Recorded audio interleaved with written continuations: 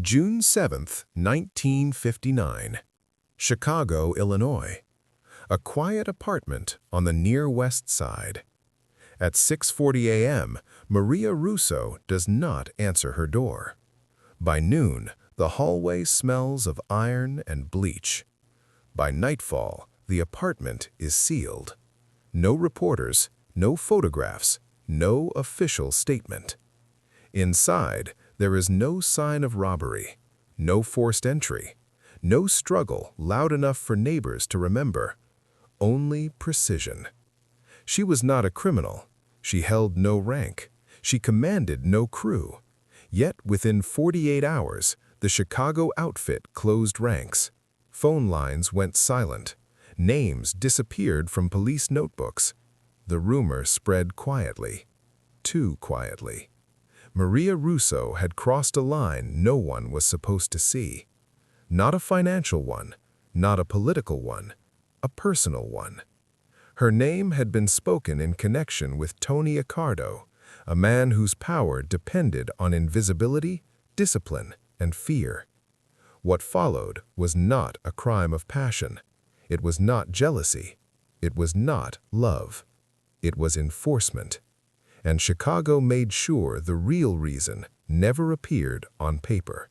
Maria Russo lived in the margins of Chicago power, not poor, not wealthy, invisible by design. She worked clerical jobs, paid rent on time, attended mass irregularly. Neighbors remembered her as quiet, careful, unremarkable. That was her public face. Privately, Maria moved through a city governed by proximity. Who you knew mattered more than what you did. Who noticed you mattered more than how loudly. She was not naive. In 1950s Chicago, survival required literacy in silence. You did not ask questions. You did not repeat conversations. You did not mistake attention for affection. Tony Accardo was the opposite. He was constructed. To the public, Tony Accardo was barely visible. No flashy suits, no public trials, no tabloid headlines. That was intentional. Power to Accardo was something you concealed. Inside the Chicago outfit, he was absolute, not a capo who shouted, not a boss who demanded applause. He ruled by removal. Men who disappointed him were not demoted, they were erased. Businesses shifted hands without explanation. Families learned not to ask why their income had stopped. Accardo's discipline was legendary because it was personal. He believed weakness entered organizations through emotion, through indulgence, through exposure. Maria Russo represented none of the traditional risks. She held no leverage, no ambition, no criminal value. That is precisely why she was dangerous. An affair was not merely immoral, it was destabilizing. It created witnesses where there should be none. It introduced unpredictability into a system that survived on control. To Accardo, public life and private life were never separate. They were layers of the same structure.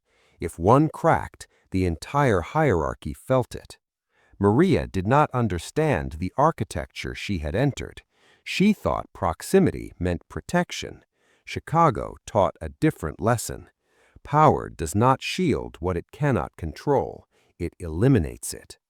Tony Accardo did not rise loudly. He rose correctly. Born into a city where violence was currency, he learned early that restraint created longevity. While others chased reputation, Accardo studied structure. Who answered to whom, who paid, who survived. His early years inside the Chicago underworld were spent watching men burn themselves out. Hot tempers, loose mouths, public arrogance. Accardo learned from their absence. Under Al Capone, the outfit expanded rapidly, but chaos followed growth. Federal attention intensified, political heat intensified, power became noisy. Accardo understood something Capone eventually paid for. Visibility invites erosion. When Capone fell, Accardo did not rush forward. He waited. He aligned himself with order, not ambition. By the late 1940s, Accardo was no longer a gangster in the traditional sense. He was an administrator of crime. Labor unions, construction contracts, transportation routes, judicial influence. The Chicago outfit under Accardo became quieter, richer, and far more disciplined. No flamboyance, no excess killings, no unnecessary attention. Power flowed upward. Responsibility flowed downward. The hierarchy was rigid. Soldiers obeyed capos. Capos feared the administration, and everyone feared silence from Accardo. He ruled through expectation. Men knew the rules without hearing them spoken. Do not attract attention. Do not embarrass the organization. Do not create variables. This structure protected Accardo from law enforcement and rivals alike, but it required something in return: emotional austerity. There were no personal indulgences allowed that could be weaponized, no public mistresses, no reckless relationships, no loose ends. Because in organized crime, weakness is not punished emotionally, it is corrected operationally. Accardo's rise was not built on brutality alone. It was built on eliminating risk before it could speak. Maria Russo would become exactly that kind of risk. The affair did not begin dramatically. There were no declarations, no promises. That is what made it dangerous. Maria Russo was not selected. She was noticed. In Accardo's world, proximity was never accidental. Meetings overlapped. Paths crossed without explanation. Silence became familiar. For Maria, the attention felt controlled, measured, safe. For Tony Accardo, it was a deviation he believed he could manage. That belief was the turning point. The relationship violated no written rule because the outfit did not need written rules. It violated something deeper, an operating principle. Accardo's authority rested on one illusion: that he was untouched by impulse, unreachable, unentangled. An affair created asymmetry. Maria now possessed something no one outside the hierarchy was supposed to have: context, moments, patterns, silences that meant something. She heard names without meaning. She noticed absences. She saw caution where others saw calm. She did not need to speak to become a liability. She only needed to exist. Inside the outfit, rumors moved without words.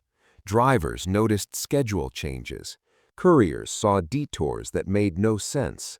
Someone always noticed. And once noticed, something must be done. This was not about morality. The Chicago outfit did not punish sin. It punished exposure. Accardo understood that power survives through predictability. The affair introduced a variable he could not fully map. If Maria was followed, if she was questioned, if she was frightened, fear makes people talk, not loudly, but enough. The turning point was not love discovered, it was risk identified. And in organized crime, once risk is named, the conclusion is already written. Chicago in the 1950s was not governed solely from City Hall. Power moved laterally between unions, precinct houses, courtrooms, and backrooms. The outfit did not oppose politics, it inhabited it.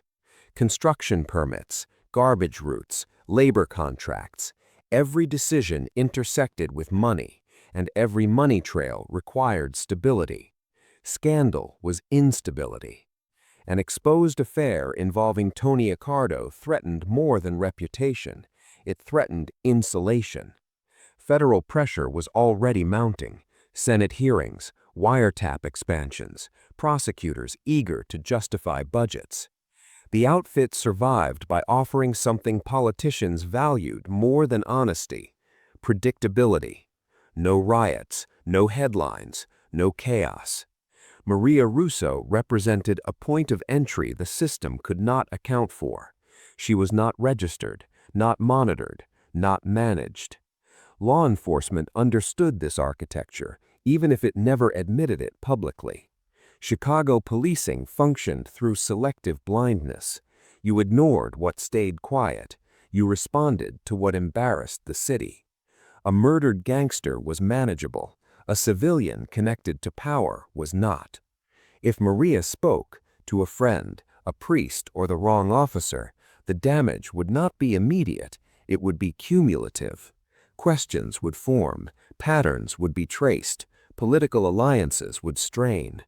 The outfit's strength depended on its ability to promise elected officials one thing above all else: control. An uncontrolled relationship was not a personal problem, it was a political one.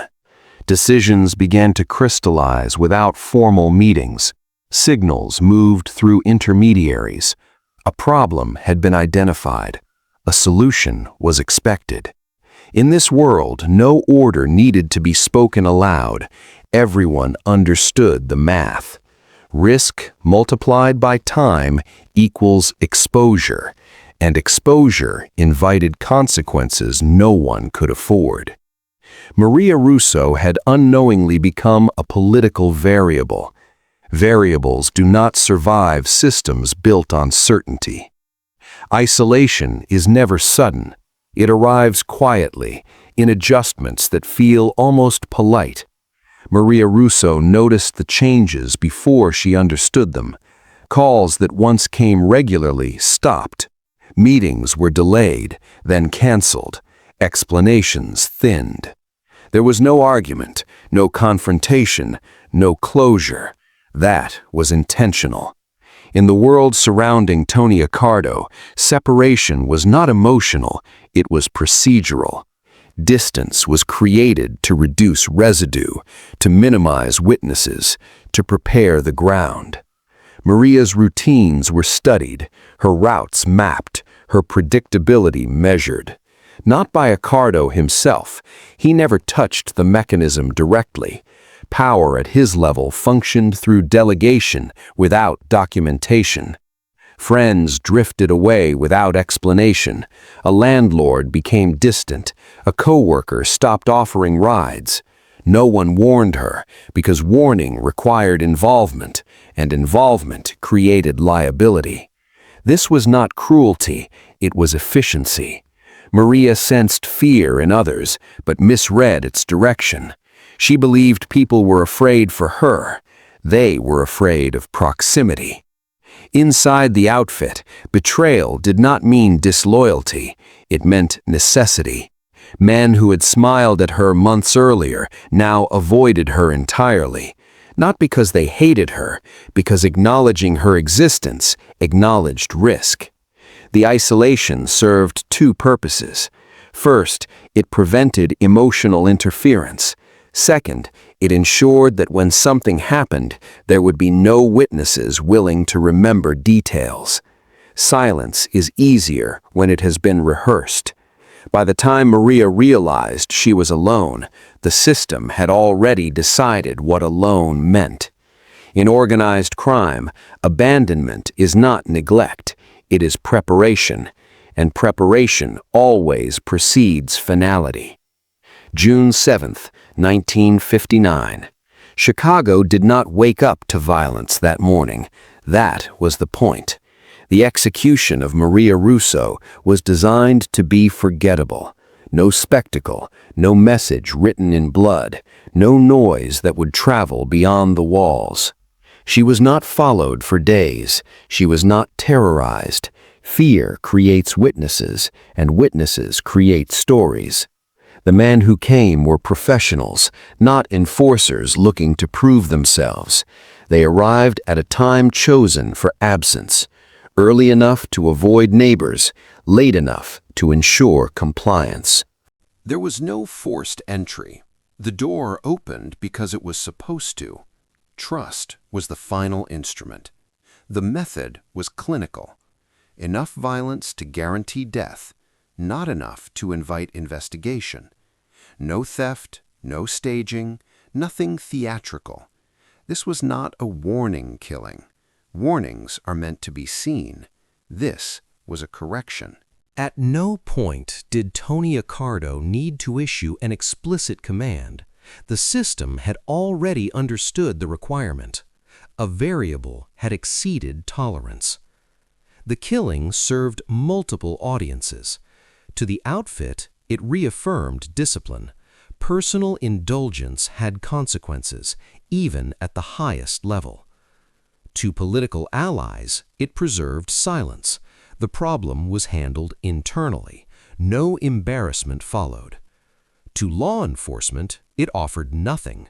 No motive that could be cleanly explained. No suspects worth pursuing. By nightfall, the apartment was sealed. By morning, the city had moved on. That was success. Maria Russo's death was not meant to be remembered. It was meant to restore equilibrium. And equilibrium in organized crime is valued above life. The aftermath was defined by absence. No arrests followed Maria Russo's death. No public inquests. No lingering headlines. The case did not stall. It evaporated. Police reports remained thin, deliberately so.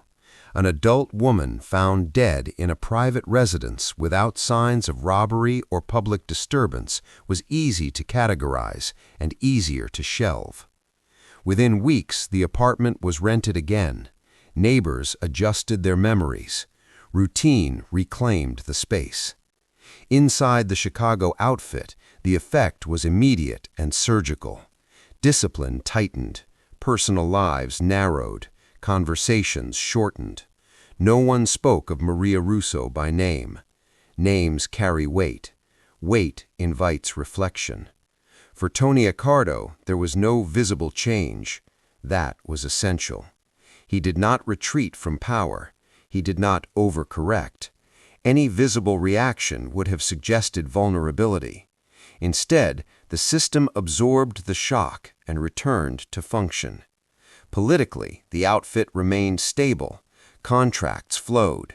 Union leadership stayed cooperative. There was no forced entry. The door opened because it was supposed to. Trust was the final instrument. The method was clinical. Enough violence to guarantee death, not enough to invite investigation. No theft, no staging, nothing theatrical. This was not a warning killing. Warnings are meant to be seen. This was a correction.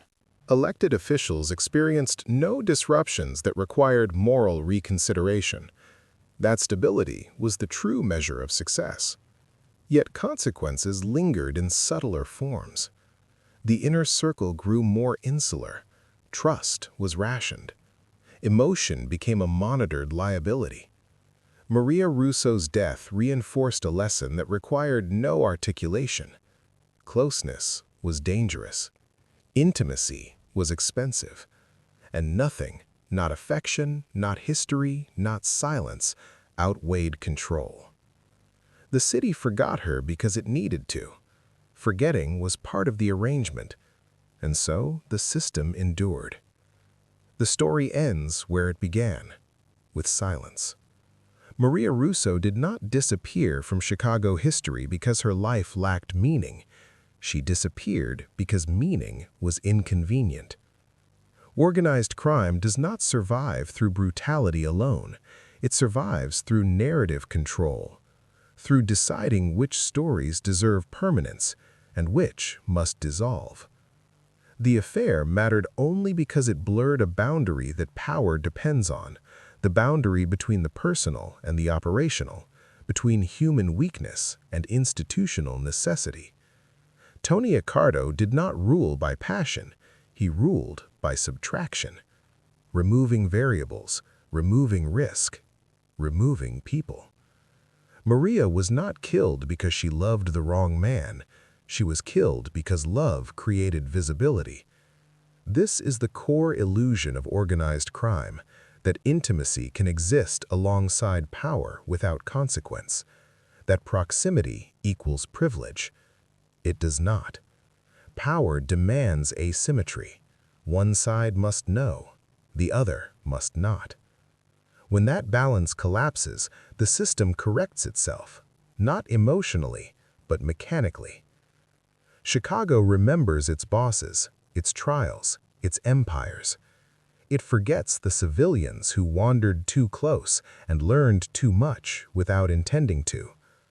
That forgetting is not accidental. It is the final act of control. Because the most effective violence is not what shocks the public, it is what leaves no echo. And in that silence, sealed apartments, closed files, unspoken names, the real architecture of organized crime reveals itself.